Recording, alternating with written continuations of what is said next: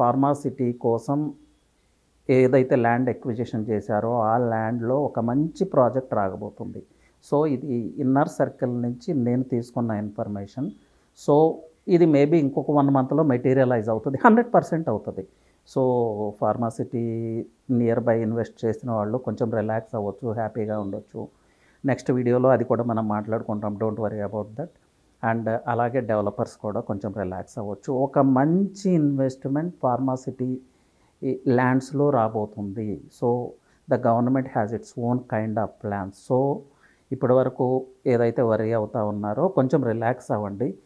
ఇంతకన్నా మంచి సెటప్పే అక్కడ రాబోతుంది. డిఫరెంట్ కైండ్స్ ఆఫ్ సెటప్ అనమాట. ఇప్పుడు ఏంటంటే 12,000 ఏకర్స్లో ఒక ఫార్మాసిటీనే కాన్సన్ట్రేట్ చేశారు. కానీ అది కూడా మెటీరియలైజ్ అవ్వలేదండి యాక్చువల్గా. ఊరికే బోర్డ్స్, ల్యాండ్ ఎక్విజిషన్ కూడా పూర్తి కాలేదు. అలా ఓవర్ ప్రమోట్ అయింది. సో ఆ ఓవర్ ప్రమోషన్ నమ్మి అక్కడ డెవలపర్స్ వెంచర్స్ వేయటం, మీరు వెళ్ళుకుంటాం. సో సమ్ ప్రాబ్లమ్స్ క్రియేట్ అయినాయి. కానీ అక్కడ అంత వర్క్ ఏం జరగలేదు. So anyway good things are going to happen. అక్కడ మంచి మంచి ఇన్వెస్ట్మెంట్స్ రాబోతున్నాయి.